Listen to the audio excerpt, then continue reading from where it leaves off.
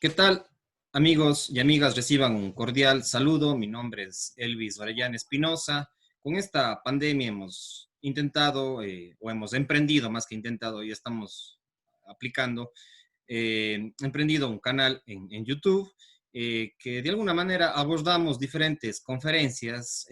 Tengo varias conferencias por mi experiencia universitaria de docente. Entonces tengo varias conferencias en los campos de mi especialización, lo que es la psicología organizacional, la psicología social, lo que es el desarrollo local, el deporte, entre otros. Pero a partir de estas conferencias también tejemos estos vínculos con otras áreas, hacemos un poco de investigación, conocemos y entrevistamos a diversas personas en diferentes campos, de la política, de la economía, de la sociedad, de la familia, la misma psicología, etcétera, etcétera. Entonces, el día de hoy estoy con Elizabeth Hernández Campoverde. Vamos a, ella nos va a contar un poco el caso de su hermano, ¿sí? El doctor Mauricio Hernández, de la ciudad de Cuenca, que vivió y atravesó, y desde alguna manera nos va a contar este caso, Elizabeth, sobre el fallecimiento de su hermano y cómo se dieron estos hechos. Sabemos hoy en día hay muchos temas de debate sobre la violencia contra la mujer, sobre la violencia de género, sobre la violencia intrafamiliar, sobre los derechos de la niñez y la adolescencia. Son temas que han estado en la agenda de los medios de comunicación oficiales, radio, prensa, televisión y en las mismas redes sociales. Pero el día de hoy vamos a analizar el caso, nos va a contar Elizabeth el caso de su hermano y de su familia, porque no es solamente su hermano, es sus sobrinas, es de ella mismo y su familia, por la cual ha estado atravesando esta situación desde hace unos 2 años aproximadamente. Entonces, bienvenida, Elizabeth. Para mí es un gusto que esté acá y que nos pueda contar la situación del caso de su hermano, nos pueda narrar un poquito esta situación que ha pasado y de ahí vamos conversando, vamos haciendo algunas preguntas, interactuando. Es un caso bastante delicado a los amigos y amigas que nos escuchan, que nos ven, pero bueno, ante la sensibilización de la sociedad sobre la familia de Elizabeth, también mi solidaridad y también para reflexionar en el caso de que hayan, valga la redundancia, otros casos similares. Bienvenida, Elizabeth, muy buenas noches, Gracias. Un gusto que esté aquí. Gracias, Elvis, por la invitación. Agradezco tu solidaridad. Has estado presente desde, creo que tuviste conocimiento de la historia de mi hermano. Bueno, podría decir que el día de ayer, justamente 24 de agosto, empezó la decisión de mi hermano, el de luchar por los derechos de mis 3 sobrinas. Son 2 años que él estuvo en esta lucha, ¿sí? Lo que le ocasionó muchos problemas, muchas agresiones psicológicas directamente. Había una discrepancia, ¿no? Entre mi hermano y su entonces cónyuge, debido a que la señora ya había pasado algunos o varios inclinaciones hacia religiones, hacia convicciones, estilos de vida, y en ese momento había adoptado el tema del veganismo, que dicho sea de paso, está correcto, no todas las personas tenemos el derecho de aferrarnos a la ideología que creemos más conveniente para nosotros, pero ¿en dónde está el inconveniente cuando esta ideología se vuelve extrema? En ese entonces mis sobrinas tenían 12 años, la otra tenía 3 años y la otra tenía 1 año aproximadamente de edad. El tema del veganismo, para que tengan un poco de conocimiento a qué se refiere, es que no te permite a ti utilizar ni ingerir ningún tipo de alimento que venga de un origen animal, ni tampoco usar ningún tipo de producto que sea testeado en animales o provenga de un animal. Es decir, mis sobrinas no podían utilizar ropa de cuero o de lana porque provenía de un animal, no podían ingerir ningún tipo de alimento. Entonces, ahí vino el inconveniente más grande, se dio cuando inclusive mi hermano al solicitarle ya que le presente el carnet de vacunación de la última de las niñas, porque él era médico, ¿no? Y la niña no presentaba ningún tipo de reacción a la supuesta vacuna que ya había sido puesta, no tenía la señal, no tenía días de fiebre, o sea, no presentaba ningún cuadro de reacción ante las vacunas, entonces ahí es en cuando se empieza ya a enterar de qué es lo que estaba pasando. Mi hermano había aceptado ya el homeschool para mi sobrina, que en ese entonces tenía 12 años. La madre en su época del cristianismo le había matriculado en una escuela de esta religión. Sin embargo, luego había optado por sacarle, indicando que había sufrido mi sobrina un tipo de bullying que me imagino yo, pues ahora debía deberse al estilo de vida que ella presentaba, pues no salía al recreo, no podía jugar con la pelota porque le decían ella decía que era de origen animal, quería comer algo con sus compañeros y le veían raro porque obviamente ella decía que no, que eso es un animalito, que ese es un pollito, que eso es una parte de la vaca o cosas así. Lastimosamente, el homeschool se volvió para mi sobrina en un tema de ser la encargada del cuidado de sus dos hermanas menores. Y con el transcurso del tiempo, pues ella le expresa a mi hermano de que ella quiere volver a estudiar, nuevamente estar con sus compañeros, nuevamente compartir, pues no con sus pares. Y mi hermano tomó la decisión de inscribirlas a ella y a la segunda de las niñas, que ya le tocaba su etapa escolar, en una unidad educativa que quedaba cerca de su trabajo para poder él, ya que no contaba con el apoyo obviamente de su cónyuge en ese entonces, para poder él irles a dejar, irles a retirar cuando se terminaba la jornada. Yo pienso que esto fue lo que desató la furia de la señora, porque no pasó ni 15 días que cuando mi hermano regresaba o intentaba regresar a su casa, le encontró un policía con una orden de alejamiento, debido a que la señora le había puesto una acusación de agresión física. Y una parte textual de esta acusación le decía que el sábado 15 de septiembre del 2018, él procede a insultarle y a mandarle sacando de la casa a ella y a las tres niñas, y que le había golpeado, le había hecho, dado puntapiés, le había hecho rodar las gradas. Le explico esto para que me entiendan un poco después lo que sucedió. ¿Y Gracias a Dios, esto lo presentaría en la fiscalía o en alguna otra instancia? esto presentó en la unidad judicial Ya, directamente, sí, en la ciudad de Cuenca. en la ciudad de Cuenca, sí.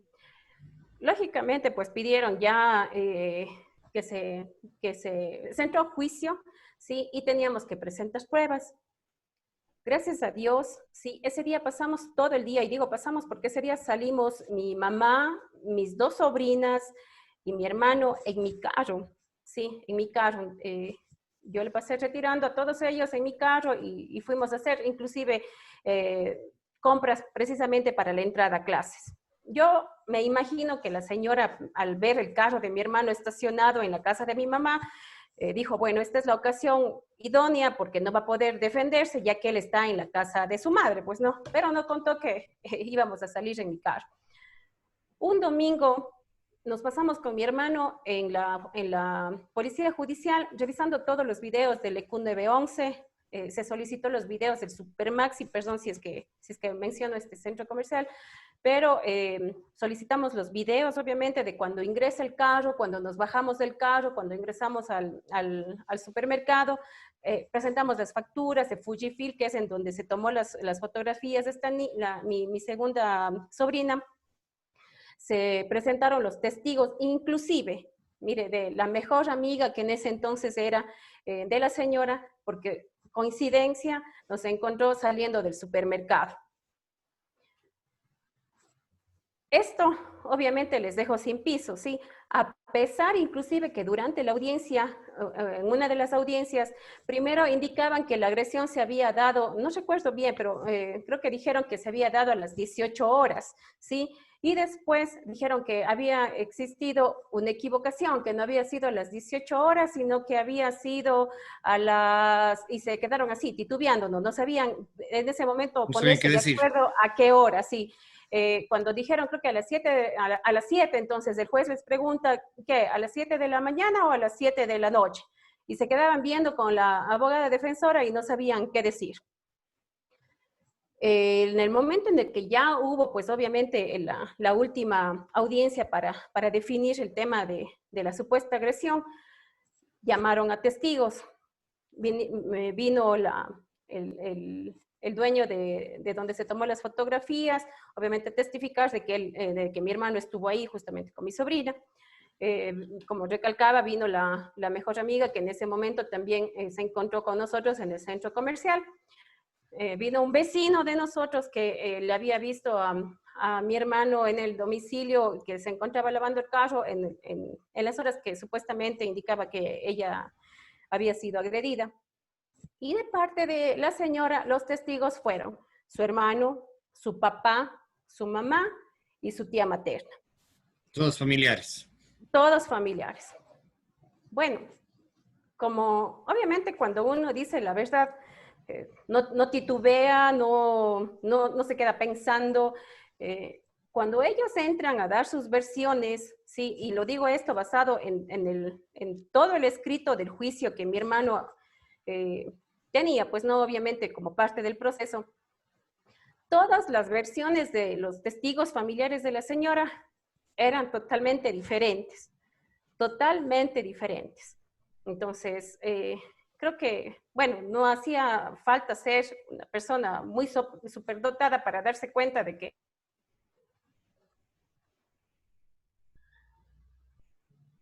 inocente. Salió inocente, se declaró la inocencia de mi hermano de este juicio como tal. A raíz de esto, pues, mi hermano toma la decisión de divorciarse, ¿no?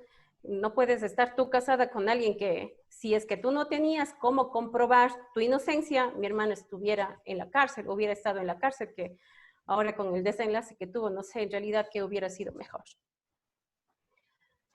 Bueno, entonces se estableció ahí una pensión alimenticia, se estableció los días de visita y podría decir en este transcurso del tiempo que casi se me olvida, se pusieron unas medidas de protección de parte de mi hermano para las niñas, porque la señora ya en este tiempo en el que mi hermano estaba en estas audiencias de la agresión, la madre de las niñas ya les había retirado de la unidad educativa en donde él les había inscrito, ¿sí? Entonces, al poner mi hermano las medidas de protección, ya hay un juicio de familia, hay el juicio de medidas de protección exactamente, y bueno, paralelamente en esas fechas ya hay la audiencia y la jueza encargada, sí, porque también se demostró de que las niñas no tenían vacunas porque no pudieron presentar un certificado, o mejor dicho, el carnet de las vacunas que te dan en un Ministerio de Salud, no pudo presentar una justificación de que las niñas estaban estudiando, sí, presentaron un certificado, mi hermano les hizo una valoración de que las niñas estaban bajas de peso, sí, de que tenían una deficiencia en el crecimiento. Entonces, la jueza que ordenó que las niñas sean reinsertadas en una unidad educativa, ¿sí? Le ordenó que sean las niñas vacunadas, de que tengan una alimentación adecuada y de que obviamente se dirijan a un sistema de salud. Bueno, a raíz de este acuerdo, digamos, al que se llegó entre las partes, todo iba bien. Sí, se cumplían los horarios de visita, se estaba pagando la pensión alimenticia, todo iba correcto. Pero ella estaba con la custodia de, o sea, en Ella este estaba con la proceso, custodia. ella estaba con la custodia, ya. Correcto, o sea, ahí no hubo ningún tipo de solicitud de mi hermano, porque bueno, decíamos, ya pues tiene que estar con la madre, ¿no?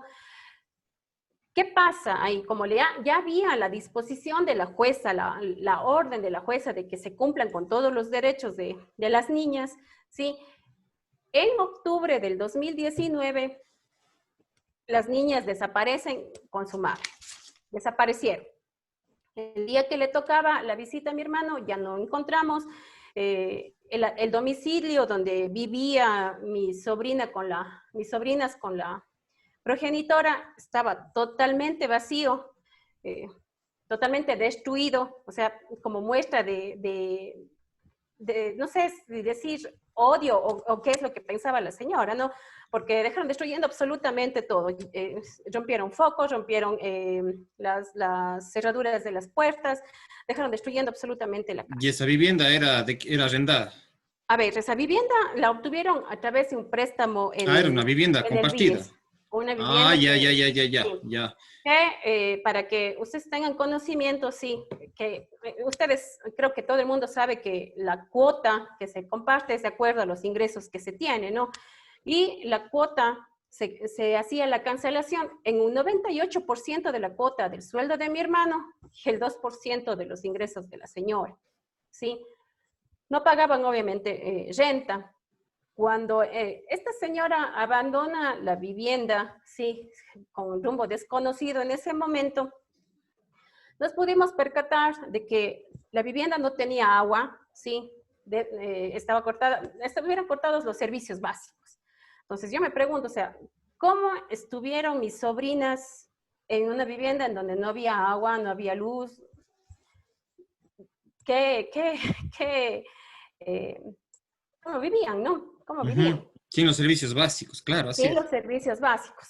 La señora fue llamada 3 veces por la jueza a través de su abogada patrocinadora que había manifestado que él se había mudado a otra provincia debido a que mi hermano le dejó en bancarrota. La señora es médico de profesión. Yo no Ah, es médico entiendo de profesión cómo es también igual médico de que... profesión, ya. sí, sino que por sus ideales, convicciones, forma de pensar, no lo ejerce. Sí, porque Ya. los medicamentos, lógicamente, la mayoría son testeados en animales. Todo viene de ahí, pues no. Alegaba de que se había ido porque mi hermano le había dejado en bancarrota.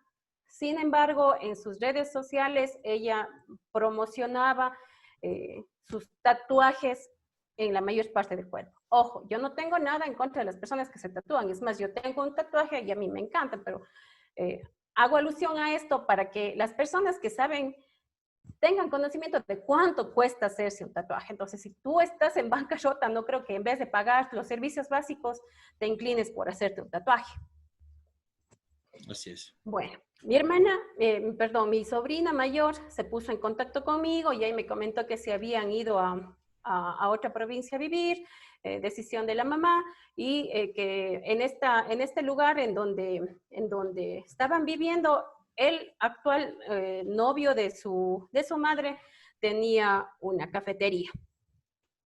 Bueno, A ver, la señora ya tenía pareja, ya tenía pareja. pero ya estaban divorciados, sí, eso hay que Ya dejar. estaban divorciados, Ya. correcto, Y sí, ya estaban divorciados. inmediatamente, y después del divorcio, no sabe, Bueno, o sea, yo no tengo conocimiento de desde cuándo, no, si es claro, que a esto claro, hacemos así es, alusión, así pero es. bueno, Pero en esta fecha en la que en octubre eh, del en 2019. octubre, sí, fue a finales de octubre, inicios de noviembre, mi sobrina me manifestó que se habían dirigido a Olón, sí, a esta comunidad de Olón, para, bueno, en donde tenía la actual pareja de su madre una cafetería. Mi sobrina me pidió que vaya ya a visitarles. Le dije, bueno, o sea, a la final todos tenemos derecho de rehacer la vida, no hay problema, ¿no? Que continúen como están. Mi hermano también estaba teniendo ya, tratando de rehacer su vida, también estaba tratando de empezar una nueva relación. Ujú.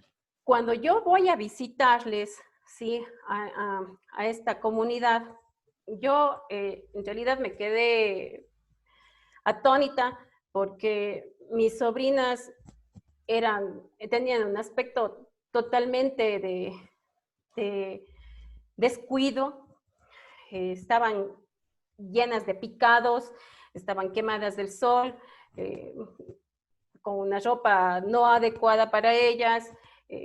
Una de ellas, no quiero entrar en detalles porque es algo bastante doloroso para mí recordar.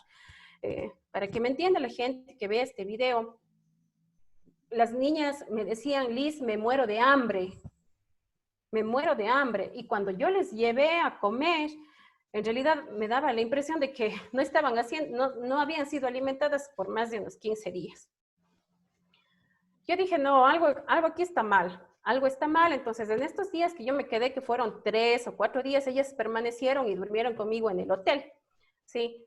Las niñas querían quedarse conmigo todo el tiempo, hasta la más pequeñita. Entonces, yo creo que desde ahí debemos ir viendo qué es lo que pasaba, ¿no? Yo tengo otras sobrinas que pueden pasarse conmigo todo el día, pero ya llega un determinado momento en el que es a su mamá, que creo que es lo normal. Sin embargo, aquí las niñas querían permanecer conmigo.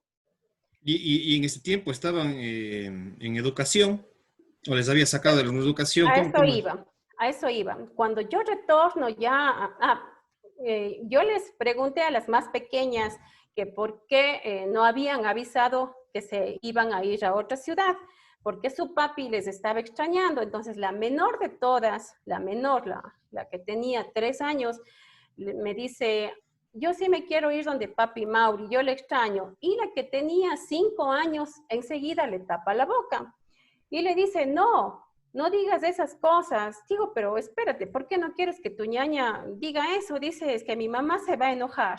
Esas son cosas malas, no podemos decir eso. Entonces, yo sí dije, no, estamos mal. Yo regresé a Cuenca, sí, y le comenté a mi hermano qué era lo que había visto. Y como ya había esta situación de que no cumplió con los horarios de visita y no sabíamos, ella no nos había comunicado en dónde estaba, mi hermano acudió a la escuela ya en ese entonces a ver si, no sé si recuerdan que había un paro, hubo un paro de actividades En el en mes de esa octubre. época, exacto, y se suspendieron las clases. Entonces, cuando ya retornaron a clases, mi hermano solicita el desglose, pues no, que es lo más lógico, que cuando tú te vas de una institución para entrar a otra institución, te piden los documentos. Cuando mi hermano pide el desglose, el personal de la unidad educativa donde estaba, que era ya otra unidad educativa porque les había cambiado ya de donde les reinsertó a raíz de la orden de la jueza, les puso en otra unidad educativa, ahora fiscal. En la misma ciudad de Cuenca. En la ciudad de Cuenca, sí. Entonces, ahí la directora le indica que las niñas ya no habían asistido por más de 15 días a raíz de este paro, que no habían solicitado ningún tipo de desglose, ningún tipo de documentación. Es decir, solamente cogieron las cosas y se fueron. Yo había hablado con la madre de mis sobrinas, porque teníamos una muy buena relación. Había hablado con la madre de mis sobrinas y ella me había manifestado que las niñas estaban asistiendo ya a clases en el régimen Costa, ¿no? Pero cuando yo estuve en ese tiempo allá, les pregunté a mis sobrinas en qué escuela estaban y cómo estaban haciendo. Entonces, la inocencia de ellas, pues no, ellas no son para mentir ni ocultar las cosas. Me dijo, no, todavía no estamos en la escuela, no podemos inscribirnos. Mi mami dijo que ya para el otro año para ver. Entonces, ya era otra alerta. La jueza obliga a que regrese con las niñas para audiencia. Y en esta audiencia pide hablar con las 3 niñas. Ahora que mi sobrina ya tiene 14 años, nos ha manifestado que en esa audiencia ella indicó a la jueza que quería quedarse en Cuenca con su padre estudiando y con la familia, obviamente, porque decía, yo tengo toda mi familia, mis amigos en Cuenca y yo quiero estudiar y no quiero regresarme a Olón. La última de las niñas, que bueno, podrán decir, la niña es una bebé, puede decir lo que sea, pero ella también había manifestado que quiere estar con su papá. Uh-huh. Con todos estos incumplimientos que obviamente fueron visibles, ¿no?, de parte de la señora, la jueza ordena o da la custodia de las niñas a mi hermano. Les entrega a las niñas y le indica que tiene que insertarles de inmediato a la unidad educativa en donde venían asistiendo a clases, que tiene que hacerles una valoración psicológica y de salud para ver cómo se encontraban. Ujú.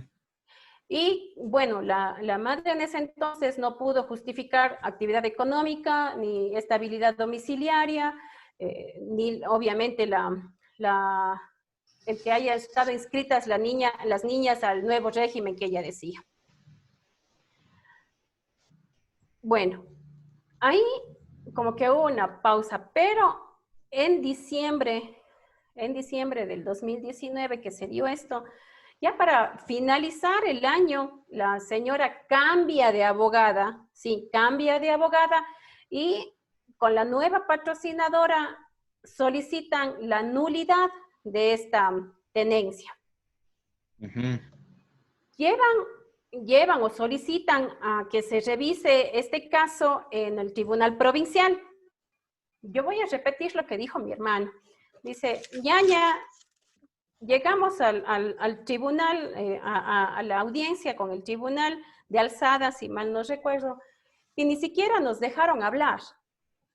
Ni siquiera nos dejaron hablar. Nos dijeron que era una barbaridad, que era algo que se había cometido mal, pero se enfocaban en un error de forma. Según entiendo yo soy ingeniera comercial, no soy abogada, pero lo que me manifestaba era que se habían fijado en un error de forma.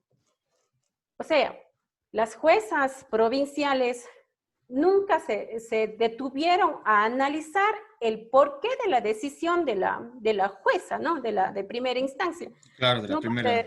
Nunca se pusieron a averiguar por qué, qué pasó, qué sucedió, qué dijeron las niñas. Vamos a llamar a las niñas a ver qué dicen. No se investigó Cómo el están. historial, digamos, judicial. Exactamente, nunca se hizo nada. Cogieron y dijeron, no, que, como le explico, a mi hermano no le habían dejado hablar, entiendo que a la abogada patrocinadora le habían hecho hasta callar, y dijeron, no, le tienen que devolver a las niñas. En eso es en lo que se enfrasca la señora al comentar que había una retención ilegal, ¿sí? Eso, desde ahí, obviamente, ella cuenta la historia, solamente desde ahí. ¿Qué pasa? Mi hermano va, obviamente, a decirles a las niñas que tienen que ir con su mamá, nuevamente, porque era una disposición de la jueza. Mi segunda sobrina se escondió debajo de la cama y dijo, yo no quiero regresar con mi mamá. No quiero regresar con mi mamá. Mi sobrina, la mayor, ella le escribió una carta a la mamá y le escribió a través del Instagram, que por cierto ahora ya está borrado, ya no tiene esa cuenta, ¿sí? Le escribió su deseo de quedarse con su padre viviendo en Cuenca. Pero a la señora no le importó, entonces ahí sí cortó comunicación, que luego aduce de que se le ha negado la comunicación con las hijas y fue ella la que dejó de contactarse. ¿Por qué eliminó las cuentas que tenía en donde se contactaba? Ella tiene los números de teléfono de la hija, entonces es incongruente, ¿no? ¿Qué pasa con esta disposición? Bueno, piden que nuevamente se retome el caso, que se indague. Apelaron, ¿no? A lo que conocemos nosotros. Mi hermano y la abogada apelan y el caso es nuevamente dirigido a otra jueza. Hasta que llegue a la jueza, hasta que se dé una audiencia con la nueva jueza, hasta que averigüen, hasta que indaguen, sí, mi hermano ya había pasado 2 procesos de habeas corpus, sí, el uno estaba, en este proceso le querían obligar a mi hermano a que devuelva a las niñas y le acusaban de que estaban prisioneras. La abogada, obviamente, perdón, la jueza muy consciente le dijo que un padre nunca puede tener prisioneras a los hijos, ¿no? Me imagino que es porque el abogado que estaba también patrocinando en esa causa está muy acostumbrado a llevar ese tipo de situaciones. Era un nuevo abogado de la... Para...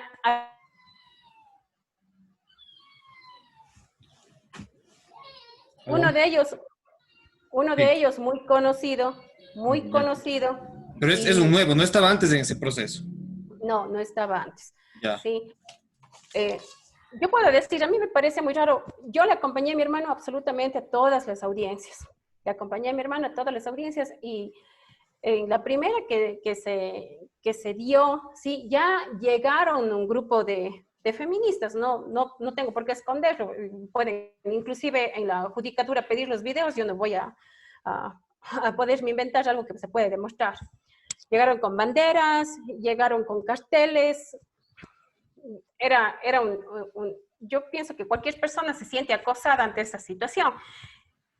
Para el juicio de habeas corpus, llegó un montón de personas, sí, llegó un montón de personas. Y entre esos yo encontré un conocido mío. Ujú. Al yo preguntarle qué hacía él ahí, me decía, ay, es que vinimos a apoyarle a mi jefa, ¿sí? Y obviamente luego me enteré de que la mamá de la mamá o la abuela materna de mis sobrinas había solicitado que acudan sus compañeros y sus, no sé si decir el término, empleados, subalternos de la institución, que ojo, es hasta pública, acudan a la unidad judicial para que le apoyen a la hija, porque habían pedido que este juicio de habeas corpus sea público. Fue totalmente desesperante porque imagínense lo que es exponer su vida personal ante personas que no tienen la menor idea de qué es lo que está sucediendo, sino que van únicamente porque mi jefa me dijo, acompáñame, apóyame. Es como decir, prácticamente van llevando barra, como prácticamente sería algo Correcto, así. O sea, un exacto, proceso judicial, digamos así. O sea, como exacto, que una presión de un movimiento social concreto con los empleados de una institución pública. correcto.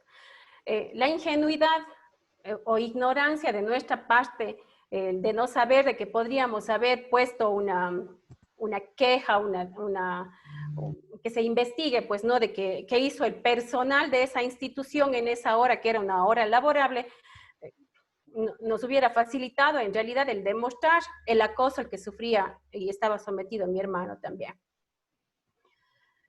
Bueno, cuando terminó los dos juicios que hubo o los dos audiencias que hubo del habeas corpus, que recalco, la jueza muy coherente indicó de que no daba lugar, o sea que no era procedente porque un padre nunca puede tener prisioneros a sus hijos. Ahí se hablaron barbaridades de parte de la defensa de la señora, pero gracias a Dios no dieron paso. Hubo la audiencia el día 2 de marzo del 2020, hubo la audiencia ya de familia. Y la jueza que estaba a cargo manifiesta de que, bueno, va a analizar más a detalle la situación, que iba a llamar a audiencia a las niñas, a una audiencia privada, iba a llamar para ella conversar y preguntarles su opinión. Eso está dentro de los derechos, inclusive de los niños, Claro, ¿sí? en el Código de la Niñez y En el Adolescencia. Código de la Niñez y Adolescencia. Dije, perfecto, pues no, que les llamen, eso era lo más lógico, ¿sí?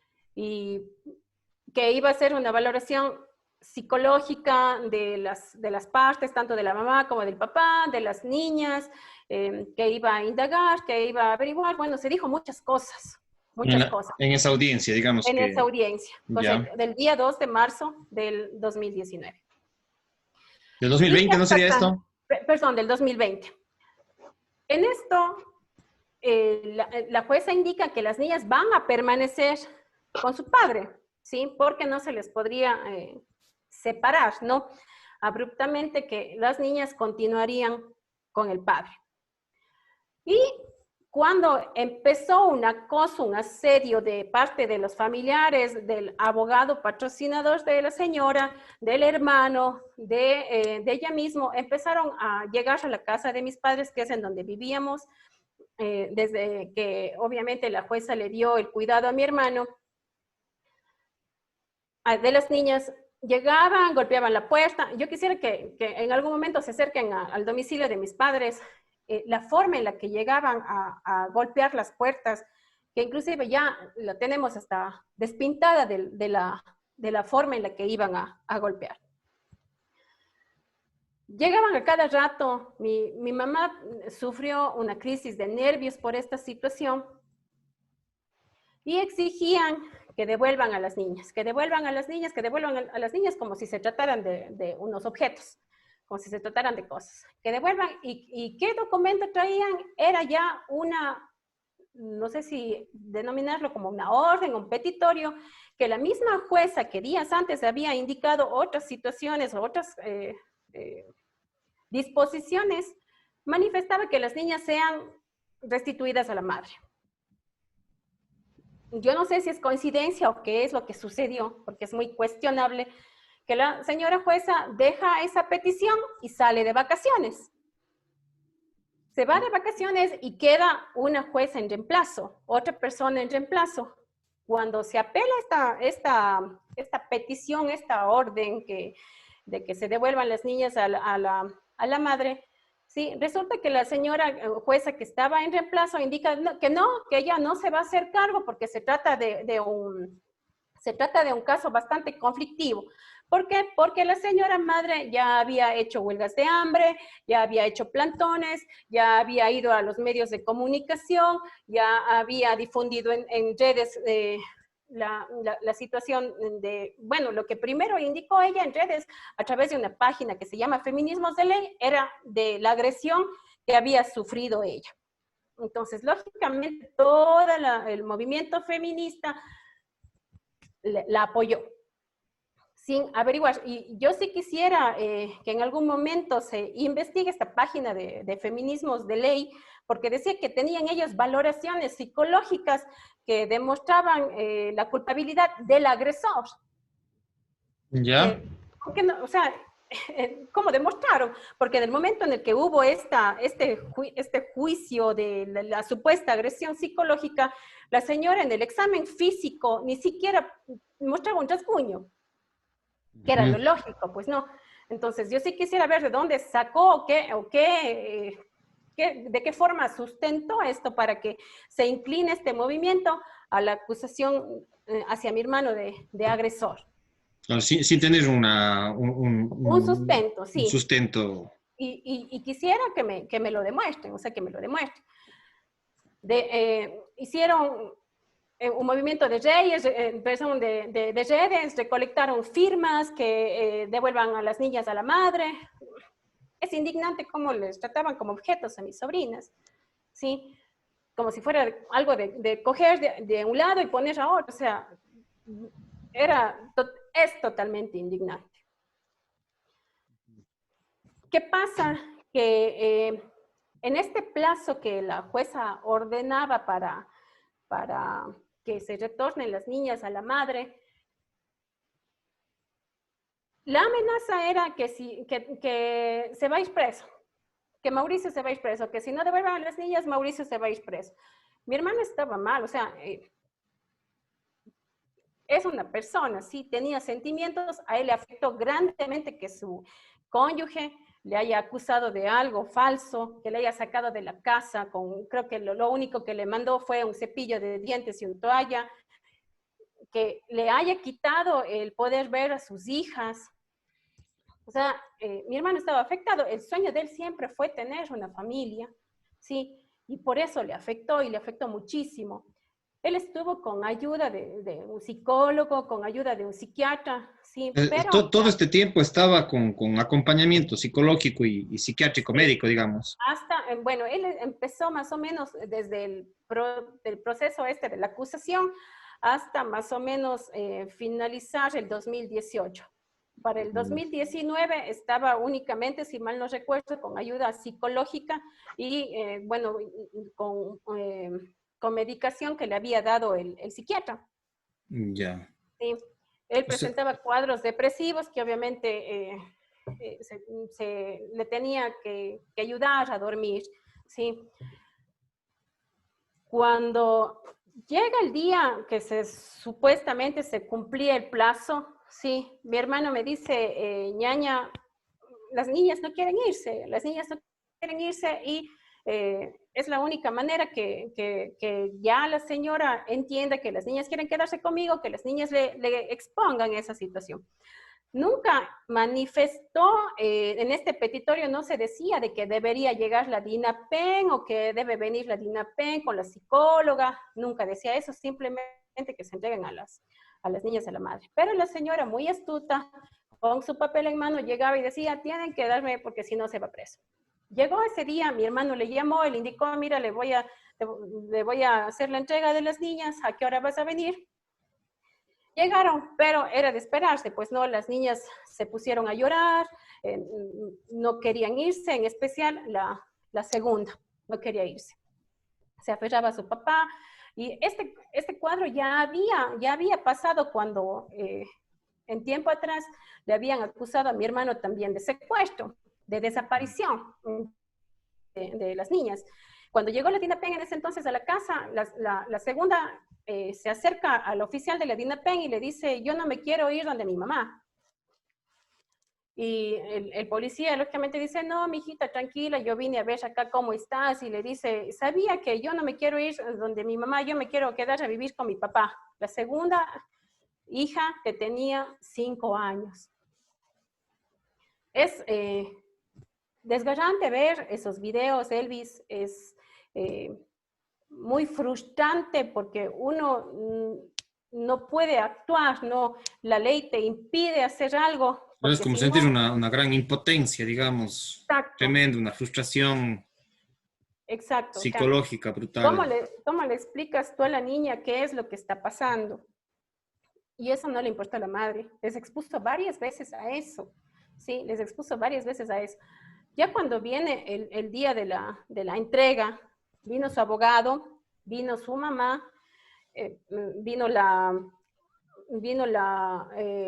vino otra abogada, creo que es, bueno, no sé, pero estaba otra persona ahí también. Y les llevaron a las niñas a la segunda y le dijeron que si es que no se iba, al papá le iban a pasar cosas feas. La niña se soltó del papá automáticamente y le llevaron al carro que les esperaba en la calle. La mayor, lógicamente, que no podía ya ser manipulada o amenazada, ella le indica a la mamá que no quiere irse con ella. Por ese motivo se quedó en la casa con su papá y con nosotros, ¿no? Sus abuelos y mi persona. Se quedó en la casa. Al siguiente día, ya con esta entrega de las niñas, al siguiente día se debía normalizar ya el régimen de visitas. Era el día sábado 14 de marzo que tenía que regularizarse las visitas. La señora había indicado que estaba viviendo ya nuevamente en la casa que había abandonado y que ahí se podría proceder a realizar las visitas. Cuando mi hermano llega el día sábado a verles en ese domicilio a las dos pequeñas, no encontró la casa, a nadie en la casa, estaba todavía deshabitada, tal cual como se había dejado anteriormente. Y procede a llamarle por teléfono. Y le indica que está fuera del domicilio para la visita que le corresponde. Y la señora le responde que como no se había ido la mayor con ella, entonces que no va a poder ver a las pequeñas tampoco. Mi hermano ahí cayó en una depresión más fuerte. Ya no comía, no dormía. Nosotros le dábamos el acompañamiento, pero uno tiene que vivir esa situación, Elvis, para entender, ¿no? He visto yo algunos comentarios de que es un cobarde, de que la situación, uno tiene que entender, sí, cuál es la situación de una persona que está con ese nivel de depresión. Le quitaron a sus hijas.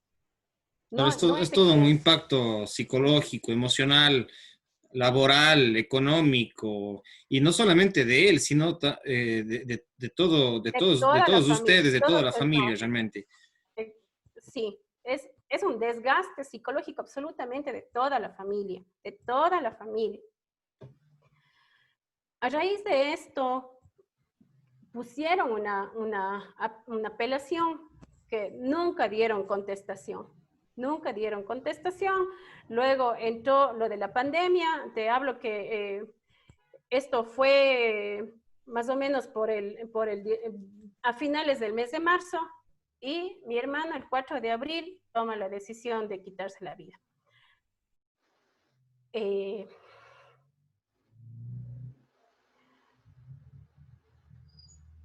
Lastimosamente se mezcló esto de la pandemia. No había, mi hermano me había indicado de que iba a ir a la casa donde vivían anteriormente para cuidar, porque estaba esto de la pandemia y bueno, el barrio es un medio complicado y decía voy a ir a cuidar, voy a ir a dormir. Habíamos llevado ya con él algunas cosas allá para que se quede a veces a dormir. Hubo un cambio, no sé si recuerdas tú, Elvis, hubo un cambio de que un día podía circular unas placas, otros días podría circular otras, era un cambio constante, ¿no? Y no permitía que él pueda regresar. Yo tuve contacto con él hasta el día sábado en la mañana, en el que le había manifestado que iba a llegar un poco tarde a la casa. Ya no me contestó, lo único que me dijo es, dejo haciendo el almuerzo y nos vemos el día lunes. Para el sábado en la mañana, el domingo en la mañana, él ya había tomado la decisión de quitarse la vida. Cuando yo voy a buscarle, cuando ya podía salir e ir a buscarle, y le encuentro, estaba tomado la foto de sus hijas y había dejado un video para la segunda niña.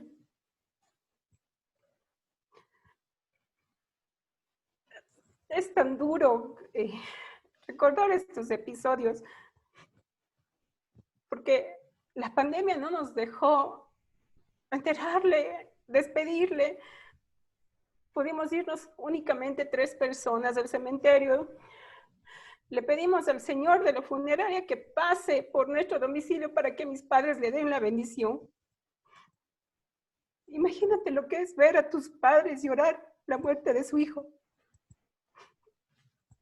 Es tan duro lo que hemos pasado.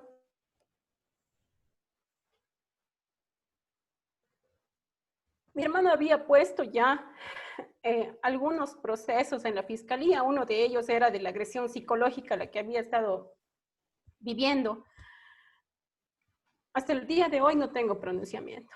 He pedido yo ya ser parte del proceso para averiguar cómo está, qué se hizo, qué se investigó, pero hasta el día de hoy no he tenido respuesta. La señora tiene un proceso también en la fiscalía por haber desobedecido las órdenes legítimas de la autoridad. Uh-huh. Tenía una citación a la que no sé si es que acudió o no acudió, porque obviamente como no era parte del proceso, no me dan la información. Hay un juicio por calumnia, sí, hay un juicio por calumnia al que fue citada y para la citación los familiares obviamente la negaron.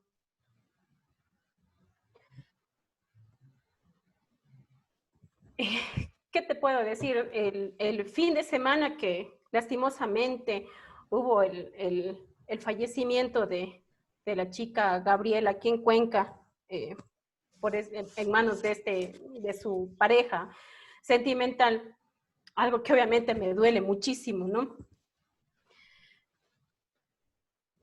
Yo hice un comentario, o sea, que la violencia no tiene género, porque yo veía que todos en las redes comentaban que sí, que no más femicidios, que los hombres son esto, que el sistema patriarcal, que el machismo, que yo que viví en carne propia, o sea, no puedo tildar yo que todos los hombres son malos. Sí, yo tengo a mi padre que yo no le he visto nunca tener ese tipo de actitudes, o a mi hermano que le conocí muy bien. Yo no entiendo cómo la gente puede generalizar. Yo siento, Elvis, que este feminismo radical lo que quiere es exterminar al género masculino. Eso es lo que yo siento. Y me pongo a pensar, o sea, ¿qué va a pasar si es que ellas tienen un hijo varón? ¿Qué va a pasar ahí? A mí me preocupa esa situación, a mí me preocupa que esta sociedad se deje convencer de que a esa forma en la que le pintan al feminismo es la correcta.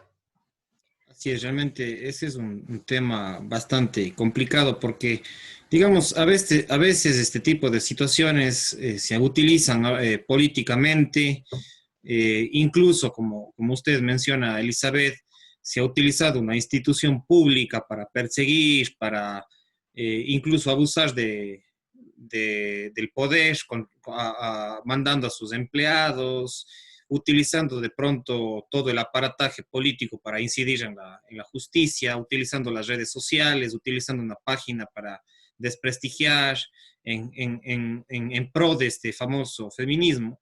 Y con esto tampoco estamos diciendo que todos los feminismos sean malos, digamos así.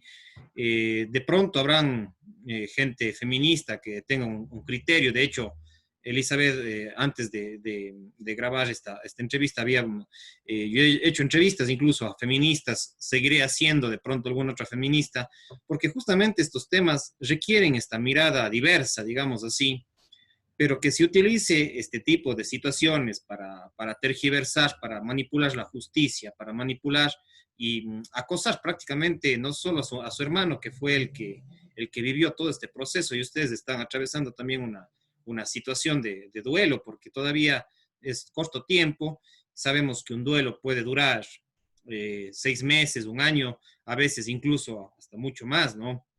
Ujú. Desde la mirada un poquito psicológica, pero también este es, aparte de que esto requiere muchas miradas, tiene una mirada legal, tiene una mirada de la administración de justicia, tiene una mirada psicológica desde el punto de vista clínico, incluso, como usted ha mencionado, psiquiátrico de pronto, porque a veces se necesita también medicamentos para poder manejar una situación de presión tan conflictiva. Requiere una mirada psiquiátrica, psicológica, desde el punto de vista de los derechos humanos. También necesita una reflexión política en el mejor de los sentidos, no en el sentido que tradicionalmente conocemos, de pronto sociológica, porque como habíamos dicho en una entrevista que le acompañé a usted en la semana anterior, eh, realmente no es el único caso.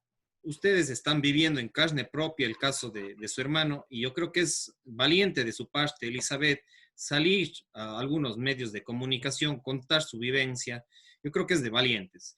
Ayer, como le mencioné, también tuve el caso de Sixto Olmedo de la ciudad de Guayaquil, porque hay muchísimos casos. De pronto, no con las mismas características. Cada caso tiene por supuesto, su contexto, su propia especificidad, su propia particularidad.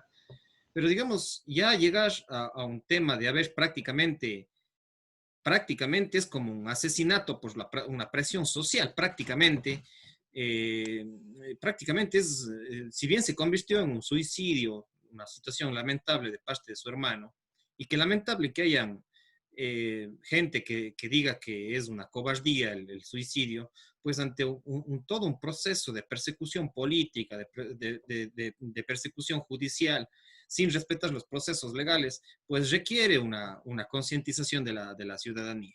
Como usted dice, el caso de sábado que se hizo bastante conocido, el caso de Gabriela, realmente no me he puesto todavía a profundizar en ese caso, de pronto haremos algunos análisis con otras personas de ese caso, pero hay que decir eh, que evidentemente, o sea, habrán feminismos muy importantes, conscientes, de pronto reflexivos, pero también hay otros feminismos radicales que utilizan más bien esa terminología para poder acosar prácticamente, perseguir a las personas y a familias enteras, como el caso de su hermano, del doctor Mauricio Hernández, que terminó en una situación como estas. Y como usted mismo lo dice, o sea, a mí también me consterna a veces ver que claro, hay el caso de Gabriela al que todos también deberíamos reflexionar, porque también hay casos de esos donde que habría que investigar un poquito más esos temas, y eso le corresponde al sistema de justicia, etcétera.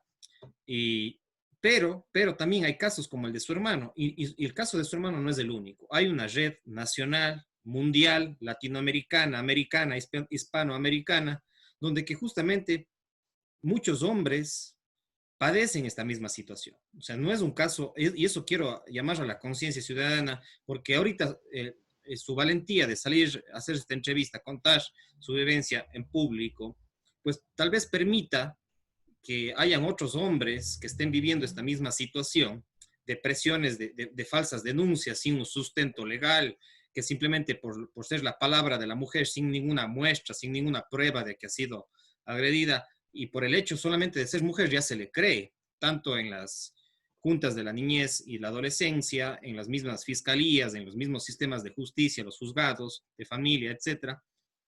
Desde el año 2014-2015 tenemos la ley de violencia de género.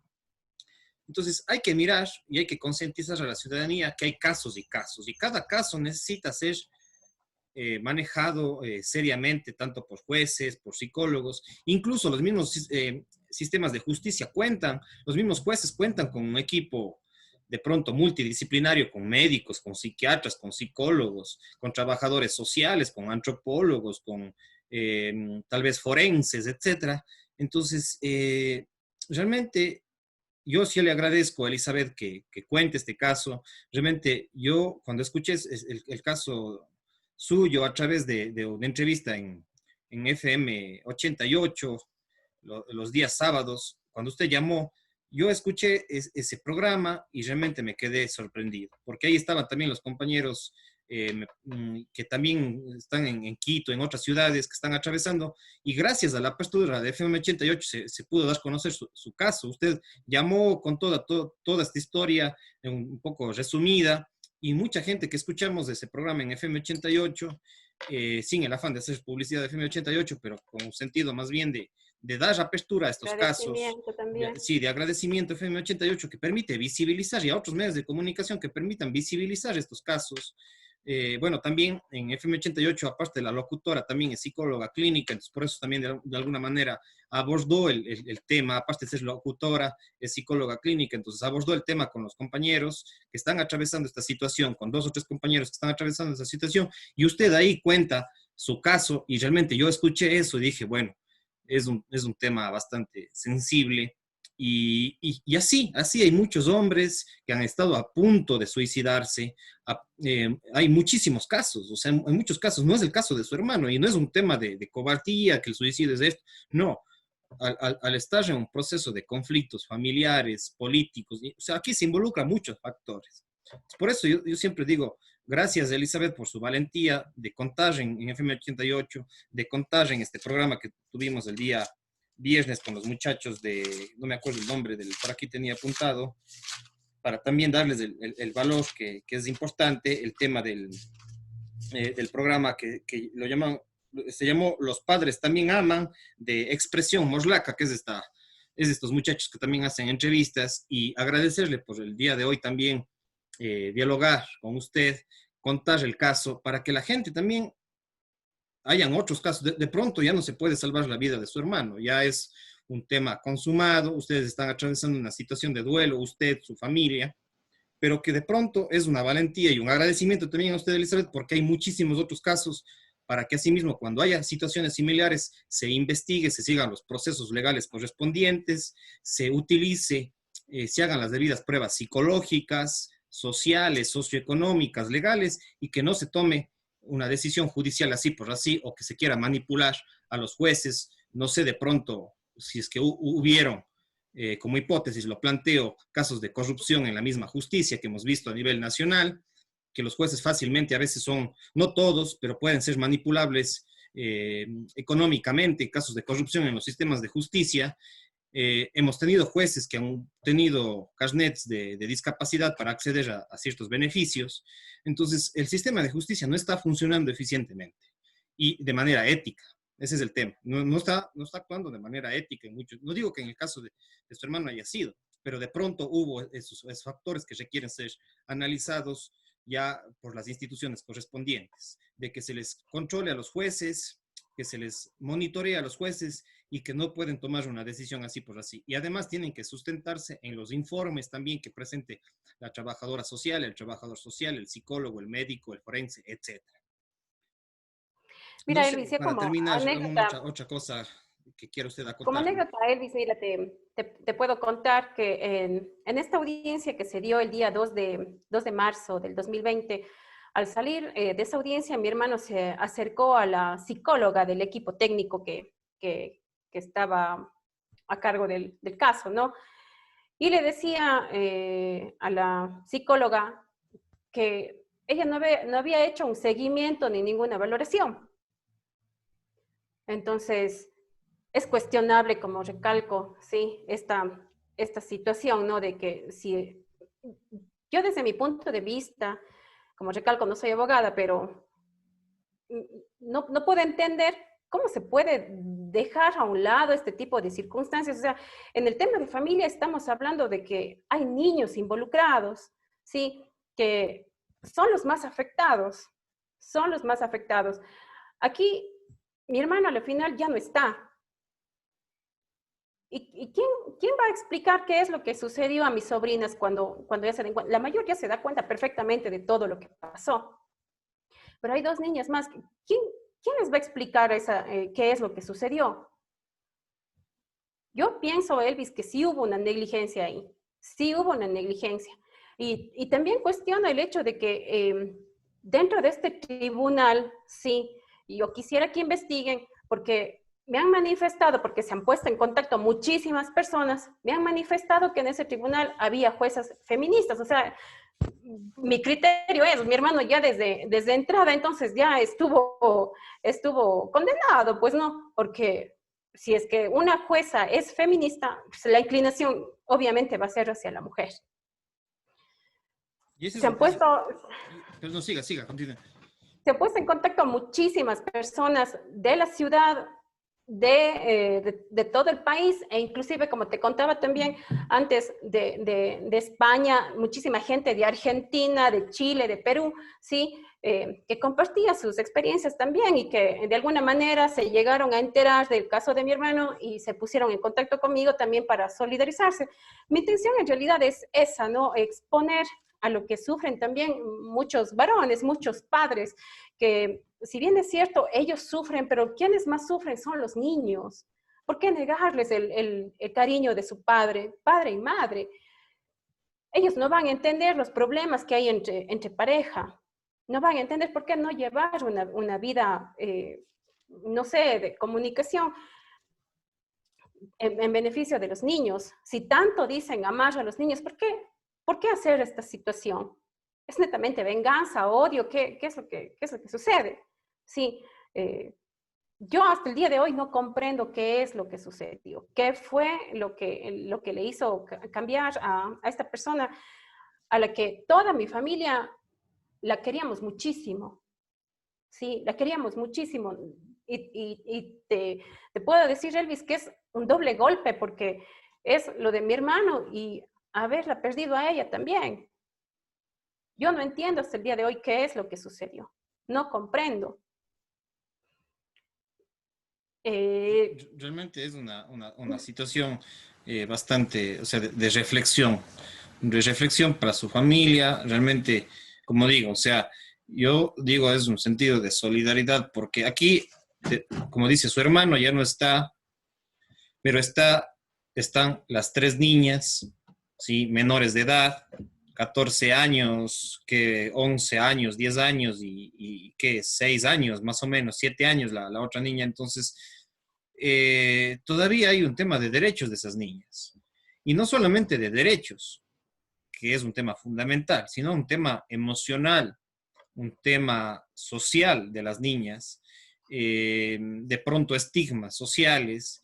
Entonces, este proceso no es que termine aquí, o sea, todavía habrá mucha tela por cortar, por reflexionar, por hacer, en pro de las niñas que quedan prácticamente ya huérfanas de padre y con una madre que quizás no se sabe cómo esté actuando, y pues llamar justamente a la justicia, a otros, bueno, no a otros, sino a los medios de comunicación oficiales. Hay que tener en cuenta que no soy yo un medio de comunicación oficial.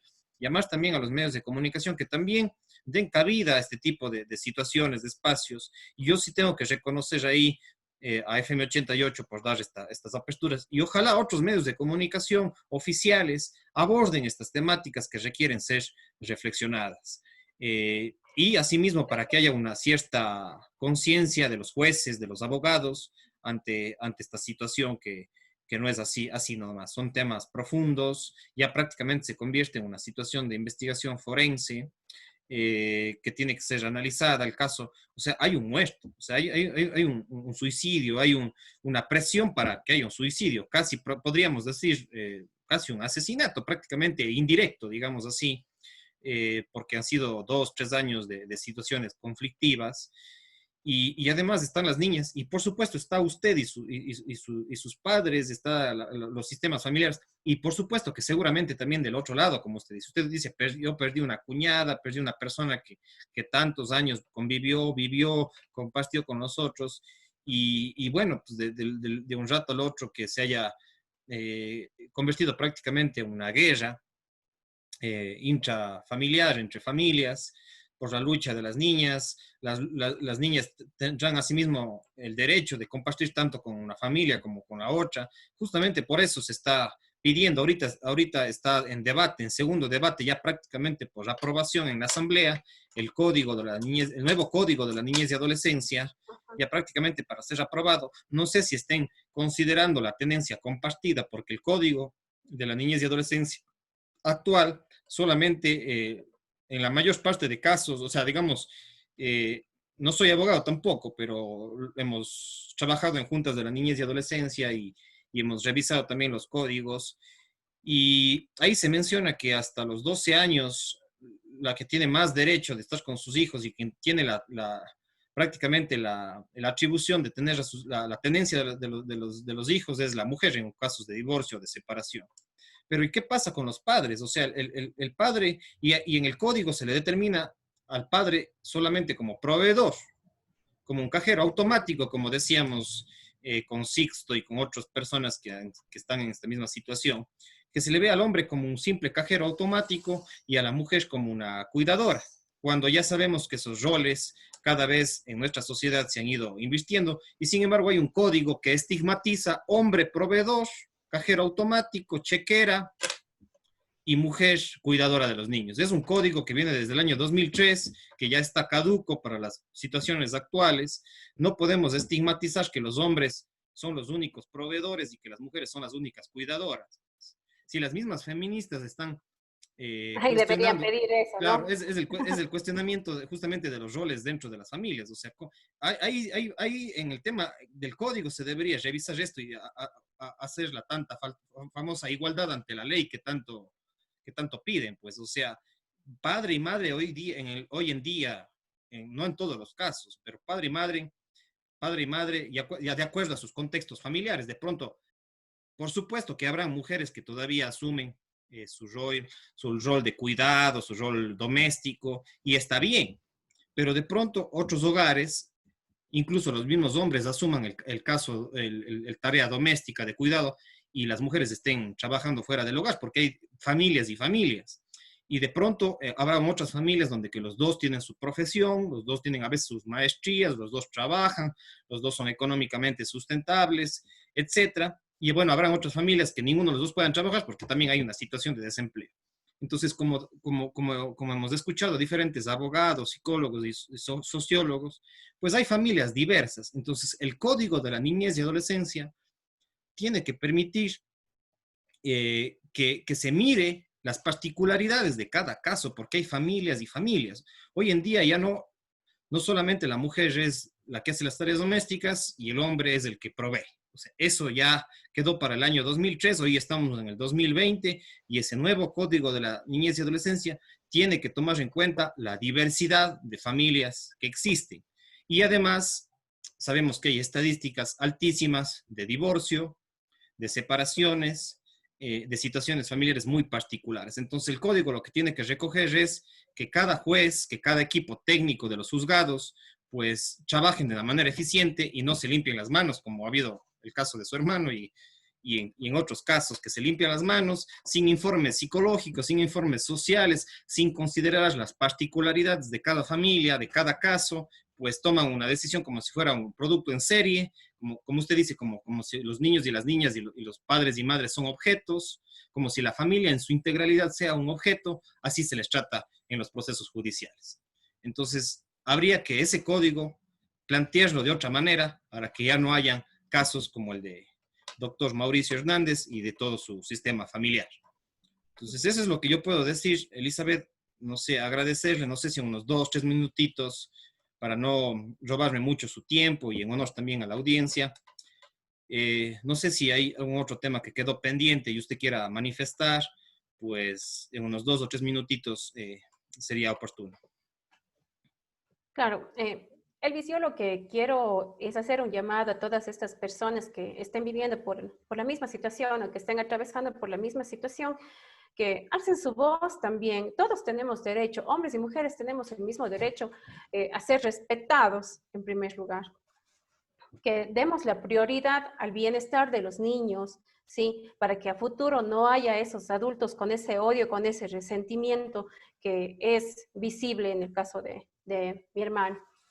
Llamo a todas las autoridades para que sean justas en sus decisiones y que prioricen obviamente el bienestar de los niños también. Aquí se vio, yo no sé si es que la condición de mujer que tiene la progenitora, lógicamente, ¿no? Pero no se priorizó la condición, la voluntad de las 3 niñas, también mujeres. Estamos luchando ahora para que se respete la decisión de mi sobrina mayor, que tiene ya 14 años, una niña muy inteligente, ¿sí? Que ha tomado la decisión de vivir con mis padres y conmigo.